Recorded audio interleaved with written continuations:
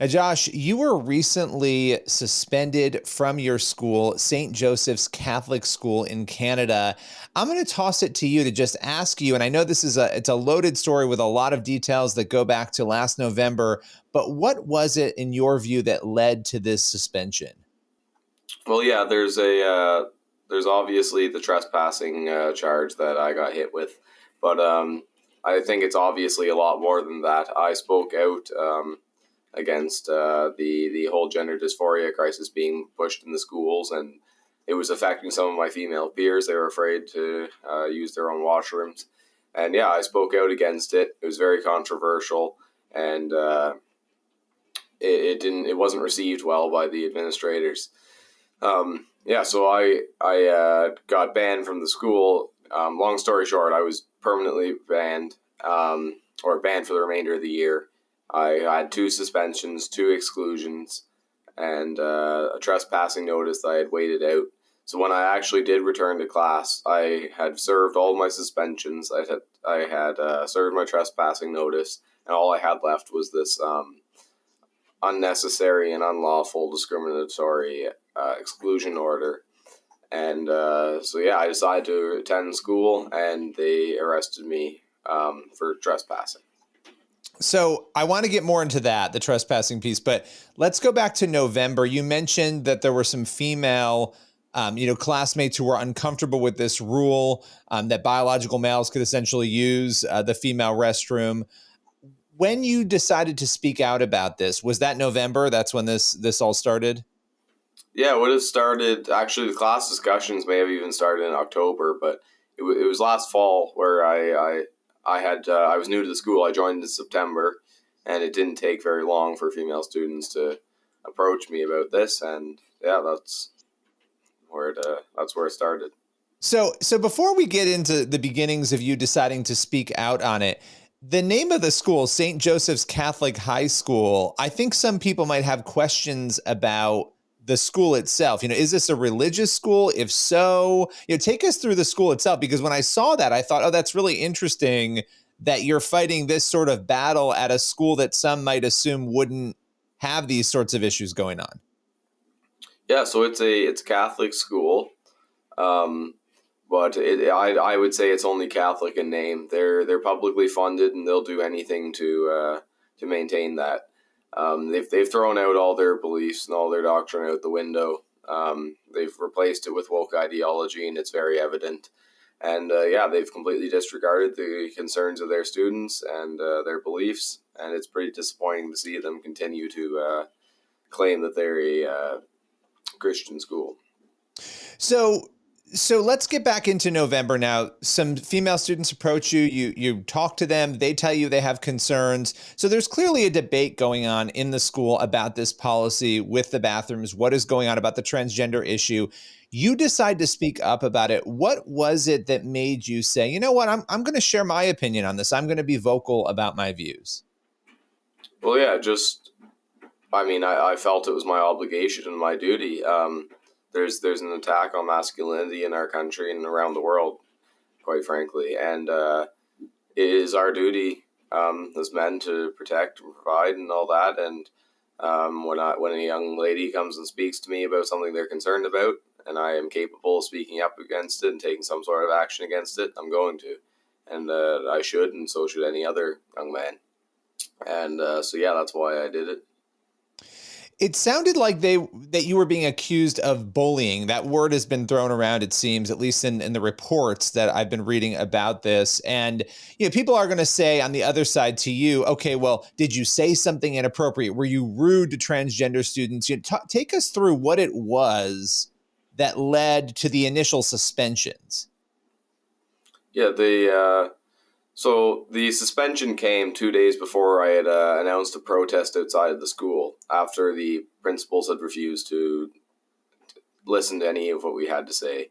They were actually said they were no longer going to entertain this discussion with me. They wouldn't allow me in the office. So yeah, they didn't want to hear anything about it. Yeah, so I never actually called out a singular student. That wasn't my issue. I did have a problem with the their actions, but I didn't actually, like, my issue isn't with the individual student.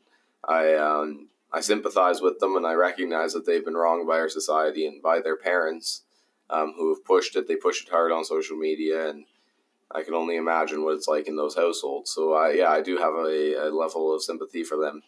I'm not going to condone what they did, but I'm also not going to single them out and bully them for it.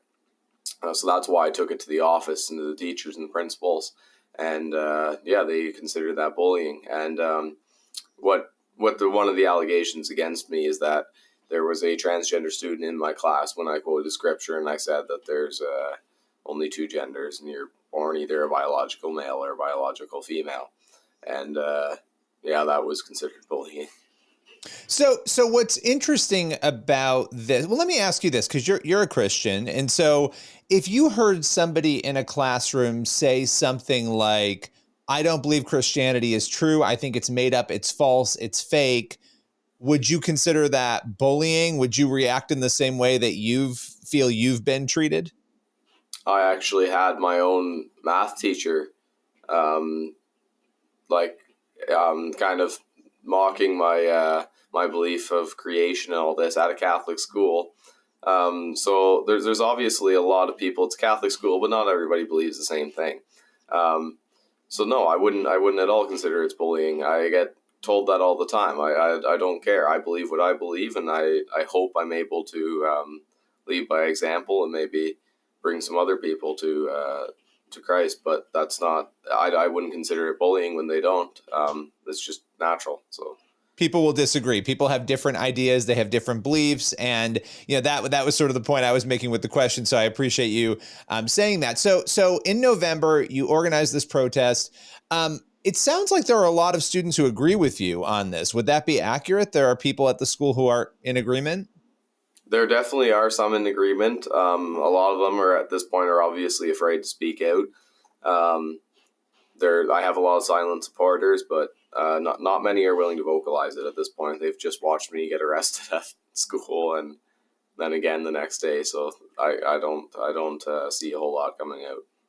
So you did the protests in November. What happened after that? It sounds like that was a tension point. You were suspended because of the protest, you believe? So I was suspended, and they didn't really give a reason originally. They threw some blanket policies in there, and they didn't actually give any allegations or any reasons why I was being suspended. It took a lot of digging until they finally said that, for one, like I said earlier, I stated my beliefs, and there was a transgender student in that class, so it was considered bullying. And then the second allegation against me was that I had told a teacher in a classroom format, both my math teacher and my law teacher, that male breastfeeding is pedophilia after they had kind of advertised it to the class and supported it, voiced their support for it.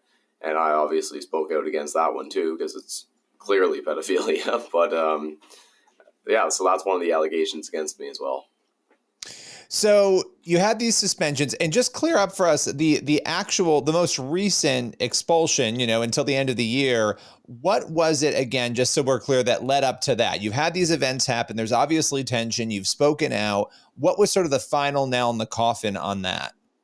Yeah, so it was a little bit complicated. I had this indefinite suspension I got back in November. That ended up being called to an end after 20 days. I was scheduled to return after the Christmas break. I had a meeting with the principals right before my return, and they informed me that I was permanently banned from 2 of my classes, and I wasn't allowed to speak to certain students. So I obviously didn't agree with these conditions. I got in contact with Liberty Coalition Canada, and they're funding my lawsuit. And we were talking back and forth with the school and their lawyers. And they informed me that I was going to be receiving an indefinite exclusion order, because they felt my presence in the building would be detrimental to the physical and mental well-being of the pupils. So that's what we got that in an email. And I informed the school that was unlawful and discriminatory, and I did end up showing up the next day. after I got home after that day, I attended all the classes I was banned from as well. I received another suspension for 5 days, and then I received a trespassing notice that went till the end of January. That trespassing notice ended up wrapping up at the end of my semester, so the next school day would have been my next classes. I would have all new classes. There hopefully would be no classes I was banned from in that. I was going to have a fresh start. So I contacted the school, and we said that I would return to school. I would continue to adhere to my religious beliefs, and I expected not to be discriminated against for them, like I had been in past.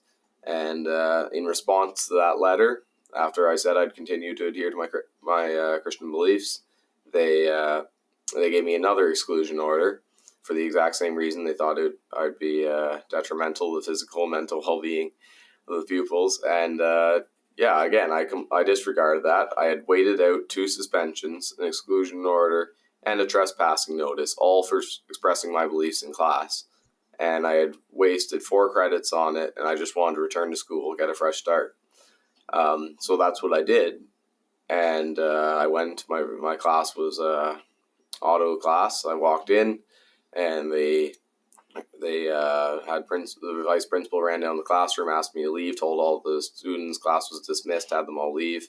I eventually accompanied her to the office, and once I was in there, the principal kind of blocked the exit of the door and told me some people are on the way to see me, and a couple Ontario provincial police officers ended up reading me my rights and arresting me.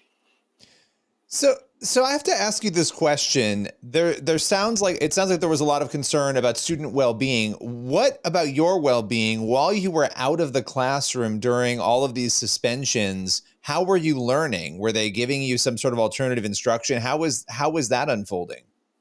So they didn't talk. Well, they offered me some online learning, but I guess I should give a little bit of background. Before I had gone to the Catholic School Board, I was the organizer of the student walkouts in solidarity with the Freedom Convoy and against the online learning, against the mask mandates and all this stuff that had been happening. And then I had been suspended at my old school maybe 4 times for organizing the walkouts. My principal would call the cops on me all the time. And so, yeah, I finished that year off and I decided to switch to the Catholic Board, and that's where I am now. But so when they offered me the online learning, that certainly wasn't something I was going to accept. It's totally inferior. And I had obviously taken a very clear and public stance on it previously. So, no, I didn't accept the online learning. And again, I feel that's quite discriminatory considering all I did was express my beliefs. So they did offer me online. They kind of, in one of the meetings, they asked me about some of the comments being made by my peers and stuff online and all that, because I had put out a tweet. When my dad actually asked them, so you seem very concerned about the safety of all the other students. Have you considered Josh's safety? And they didn't really have an answer to that. They kind of just stuttered through that one and went on to the next question. But yeah, so they didn't seem to have much concern about that. So here you are now. You're in the midst of this. You're fighting this battle. You went to Liberty Coalition Canada. What is your hope by taking legal action? So first, what are you doing legally, and what is your hope in the end? Yeah, well, right now we're taking them to the Human Rights Tribunal. You can go sign our petition at libertycoalitioncanada.com. But yeah, we're hoping to maybe, I definitely want to bring some awareness to what's going on in the schools right now. Show the world what's being done behind closed doors to our children.